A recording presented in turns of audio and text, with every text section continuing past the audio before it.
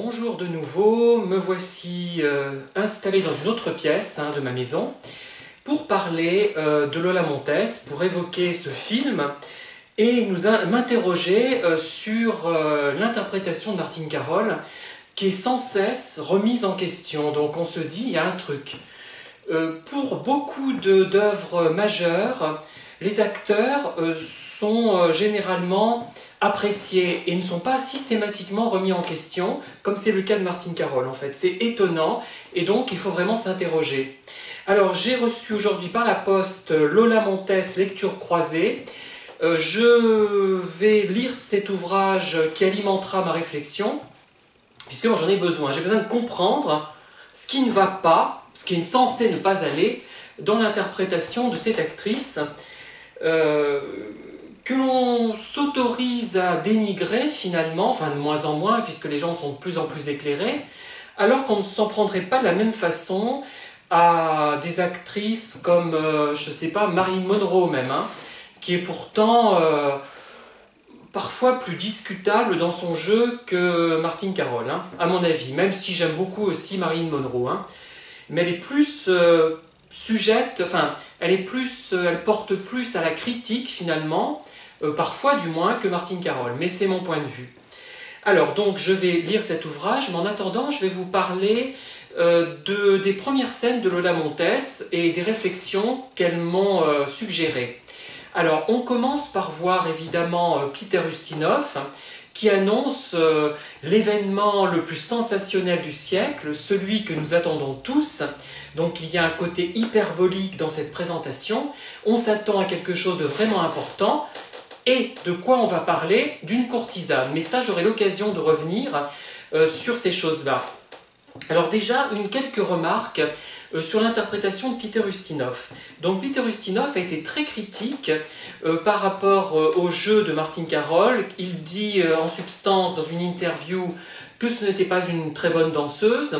Bon, on ne peut pas tout savoir, j'ignore quelles étaient ses capacités en la matière. Paulette Dubost va également dans ce sens. Elle la dénigre d'ailleurs beaucoup, alors que dans ce film, il y a entre Martine Carol, Lola Montes donc, et sa camériste une grande complicité. Et on a du mal à penser qu'elles ne se sont pas entendues sur le tournage. C'est assez curieux, je trouve. Enfin bon, après, justement, cela prouve que toutes deux sont de très bonnes actrices. Voilà, c'est peut-être ça aussi. Et donc Peter Ustinov a prétendu que Martine Carol n'était pas très bonne danseuse, ni très bonne tout court, ni très bonne actrice, sous-entendu, du moins dans ce rôle d'après lui. Eh bien, je dois dire que même si je le trouve convaincant et amusant dans ce rôle, surprenant, inquiétant même parfois, il n'est pas tellement... il n'a pas un jeu tellement varié. Il est toujours dans un petit peu le même registre, lui aussi. Il joue très bien, mais dans un registre très étroit, très linéaire. Donc, monsieur Peter Ustinov, si vous m'entendez là où vous êtes, puisque la vie après la vie, ça existe, je ne sais pas, par contre, comment vous communiquez avec nous. Vous avez effectivement du talent, je vous ai vu dans d'autres films, notamment dans le rôle de Néron de Quo Vadis, où il y a d'ailleurs une courte mais très belle scène de lutte. Enfin bon, je m'intéresse à ça notamment, c'est pour ça que je la cite.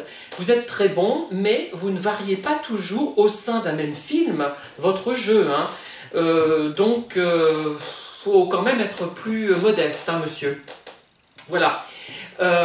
Et donc, il y a cette scène où on annonce l'événement le plus sensationnel du siècle. Ça n'a rien de sensationnel, c'est simplement une courtisane, aussi séduisante et intéressante soit-elle. Et donc, on a Martine Carol qui apparaît d'abord traînée par des chevaux, ensuite posée sur une plateforme qui va tourner, et la caméra va tourner en même temps que la plateforme d'ailleurs, et on nous la présente d'abord en bleu. Une image un peu, le bleu c'est la couleur de la Vierge finalement, la Vierge Marie, même si la religion et moi ça fait deux, ce n'est pas mon truc du tout. Je pense qu'il y a autre chose à creuser que la religion. L'au-delà a été intercepté par les religions. Moi je pense que l'au-delà existe, mais ce n'est pas forcément un au-delà religieux, c'est un au-delà que la science un jour nous révélera, mais je serai mort et dans l'au-delà bien avant que ça arrive. Et donc elle est en bleu, c'est la couleur de la Vierge, et ensuite en rouge, couleur de l'amour, peut-être de la luxure, je ne sais pas. D'ailleurs il y a une vidéo qui va dans ce sens, C'est une dame, je pense, de la Cinémathèque qui en parle, mais son nom vient de me... Enfin, cette situation vient de me revenir, donc je n'ai pas pris la peine de noter le nom de cette personne, hein, malheureusement, mais c'est intéressant ce qu'elle nous dit. Je le reciterai si je retrouve la vidéo. Et donc on a ce rouge agressif avec l'épée de Damoclès, évidemment c'est facile, hein, de ce lustre superbe. J'adore les lustres moi aussi comme ça, j'adore ce qui est grandiloquent. Et là c'est toujours à la fois grandiose et grand guignolesque et ridicule. Il y a toujours cette opposition dans le Lamentaise, enfin presque toujours, et ça rend quelque chose de très émouvant. Et donc là, elle est très marquante, elle tourne sur elle-même, il y a les questions. Est-ce que sa mère était comme elle? C'est extraordinaire comme question. Et, on parle de... Est-ce que Lola porte un soutien-gorge? Qu'est-ce qu'elle aimait mieux, l'amour ou l'argent? Est-ce qu'elle nous dit qu'il est vrai que des hommes boivent je ne sais plus combien de litres de bière? Enfin bref, tout un tas de questions. Certaines questions sont évidemment posées par des comparses. Et c'est évident puisque Peter Ustinov, à un moment donné, dit « Bonne question, combien d'amants Lola? Bonne question, nous allons les compter ensemble. » Et voilà. Et donc là, il y a les amants des acrobates qui se jettent sur la scène et c'est filmé de façon époustouflante. Et je regrette de ne pas suffisamment maîtriser les techniques du cinéma pour vous en parler. Mais c'est vraiment extraordinaire, hein, cette scène-là. Et ensuite, il y a une personne qui demande pourquoi ne restiez-vous jamais avec vos amants, Madame la Comtesse? Et Monsieur Loyal répond parce que les femmes fatales ne restent pas, ne restent nulle part. Réponse complètement stupide, hein, mais qui est dans la lignée de ce spectacle qui est stupide. C'est le spectacle, le grand spectacle qui a été mis en exergue ces dernières années, finalement, avec la télé-réalité. Déjà à l'époque, ça existait dans les journaux, surtout peut-être à la radio. Voilà. Et c'est une question complètement idiote, qui ne veut rien dire, qui ne signifie rien. Tout comme quand Lucrèce Borgia, j'allais dire, quand Lola Montez dit « ça va aller », qu'est-ce que ça veut dire finalement? C'est-à-dire qu'elle tient le choc, c'est tout, mais enfin, c'est presque une phrase qui n'a pas de substance, si on veut, d'une certaine manière. Et donc, c'est tout à fait fascinant comme scène, même si Martine Carol est réduite à l'état de statue, d'icône, d'idole. Si on se base sur les couleurs propres à la Chine, parce que je suis en train de lire, j'en ai lu 1280 pages du rêve dans le pavillon rouge. Le rêve dans le pavillon rouge, rouge c'est le pavillon des femmes, et bleu c'est la prostituée par contre. Donc là je pense que c'est différent, puisque c'est une culture occidentale, on ne peut pas l'interpréter de cette manière. Alors on continue, donc la comtesse se souvient-elle encore du passé, s'en souvient-elle? Il y a un écho, et on voit Lola Montez dans sa roulotte avec Franz Liszt, et là ils sont sur le point de rompre, et on a un dialogue très littéraire en fait, je trouve, c'est très littéraire cette partie-là, hein. Ça fait très roman 19e siècle, 1850, on est bien dans cette époque-là, hein. Et Lola Montez s'exprime de manière très littéraire, presque peu naturelle finalement, mais c'est voulu par la réalisation, la mise en scène, et c'est très ciselé, aussi bien son texte que son interprétation, même s'il y a des platitudes. Pour moi, la vie, c'est le mouvement. Bon, c'est pas non plus... je trouve ça plat parce que c'est un pervers narcissique qui m'avait dit ça. C'est un des plus connus que j'ai eu. C'était un agrégé de mathématiques, mais qui était creux comme c'est pas permis. Bref, et donc il a dit, pour moi, la vie, c'est le mouvement. Alors je dis, tiens, il se prend pour Lola Montez. Et il était loin d'être aussi beau que Martine Carol en homme, hein.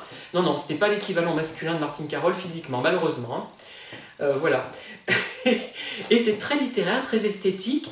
Et on a une Lola Montez, une Martine Carol très détachée, désespérée, mais pas vraiment désespérée, dans les limbes. Elle est dans un état second. Et c'est bien joué, moi je trouve, il n'y a rien à dire. Hein. Enfin, Après, on peut l'interpréter différemment. Je ne sais pas si c'est le réalisateur qui a voulu qu'elle le joue comme ça, en étant ni triste ni gay, enfin, plus triste que gay quand même, hein, évidemment, mais comme si elle regardait à l'intérieur d'elle-même, en fait. Hein, c'est un peu ça, je trouve. Et ça colle très bien. Mais il faut accepter le côté littéraire de ce film, hein, plus que cinématographique. Il est très cinématographique dans les premières séquences où il y a ces mouvements de caméra étourdissants, mais dans le texte, à ce moment-là, c'est plus statique et c'est beaucoup plus littéraire qu'autre chose. Hein. Ensuite, j'ai envie de dire que moi, dans les films de Max Ophuls, et surtout dans Lola Montes, les personnages sont réduits un peu à l'état d'objets, se confondent avec les objets. Ils sont à peine plus que des objets finalement, puisque parfois ils passent au second plan. On voit une lampe devant le visage d'un acteur, ou une ombre, ou quelqu'un d'autre, etc. J'ai l'impression que les objets ont autant d'importance, enfin j'exagère peut-être un peu, que les acteurs. Et d'ailleurs c'est encombré d'objets, on se croirait dans notre maison ici, hein, avant qu'on fasse un peu de tri. Mais nous n'avons malheureusement pas d'aussi beaux objets. Voilà. Que dire d'autre? C'est la suite de la scène que je trouve superbe. Pas la scène où Franz Liszt s'en va et où ils vont avoir une relation certainement amoureuse, sexuelle, hein. D'ailleurs bien joué aussi dans un style, comment dire, prime sautier, de femme enfant, ça me gêne cette expression, de femme un peu, oui, qui garde un certain humour malgré la situation dramatique. Mais après, c'est la scène que je préfère peut-être dans tout le film, c'est quand elle est sur le point de partir, Lola Montes, elle est dans une pièce où il y a d'ailleurs des mouvements de personnes, il y a notamment sa camériste qui passe, et où elle ramasse peu à peu, elle recueille plutôt la partition de Franz Liszt, la valse d'adieu, et finalement elle descend un grand escalier tandis que Franz Liszt s'en va, et c'est absolument superbe sur le plan cinématographique, c'est sobre, et en même temps c'est très littéraire une fois de plus. C'est vraiment une très belle scène, et elle dit au revoir Franz, elle tend la main, ils se touchent à peine, et c'est très bien joué. Je sais pas, mais enfin, après c'est peut-être pas difficile à jouer, vous allez me dire, hein. Peut-être que n'importe quelle actrice peut faire ça, mais je trouve que c'est bien. Elle dit oui, je viens, d'une voix tout à fait naturelle, enfin, il y a beaucoup de... Je sais pas, je trouve que c'est très bien joué, elle joue très bien de ces scènes-là. Bon, il n'y a pas grand-chose à jouer, vous me direz peut-être, c'est peut-être ça le hic. Il n'y a pas autant à jouer que dans Nana, oui, vraiment là, dans Nana, elle a des numéros à jouer. L'acteur dans les films à la fois, quoique c'est un film d'auteur, mais à la fois à grand spectacle et d'auteur, c'est ça qui est intéressant. Les acteurs passent un peu au second plan et sont mêlés souvent dans les objets, on ne les voit pas autant. Que les autres finalement, que dans les films, genre chef-d'œuvre, mais films de grand public comme Nana ou Madame du Barry. Madame du Barry, film sous-estimé, là je le redirai jamais assez.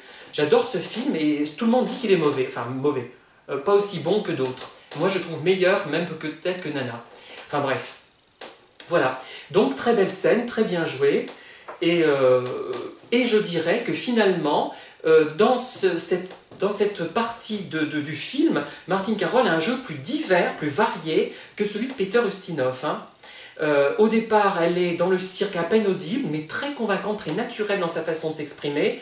Après, il y a cette partie littéraire, où elle est très Edwige Feuillère, entre guillemets, pour vous compreniez un peu l'idée.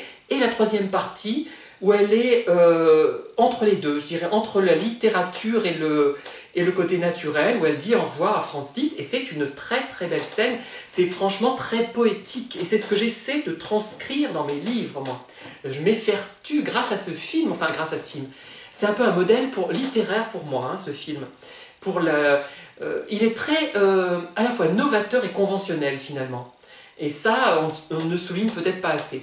Enfin bon, je vais lire de toute façon ce livre-là, et peut-être que ça va m'offrir de nouveaux thèmes, pas des plagiats, hein, c'est pas le but, hein, c'est pas de restituer ce que les auteurs ont dit, certainement très intéressant, mais c'est de m'en inspirer et de trouver une nourriture pour commenter ce film, hein. Voilà. Merci de m'avoir écouté et je vous dis à très bientôt. Et d'ailleurs, avant de partir, merci pour les commentaires, hein. Pour Christophe, je crois justement, voilà, qui m'a fait un long commentaire.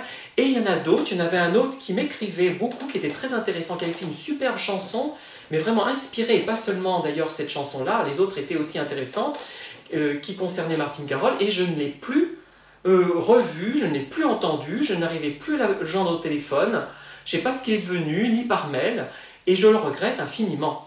Voilà, merci et à bientôt.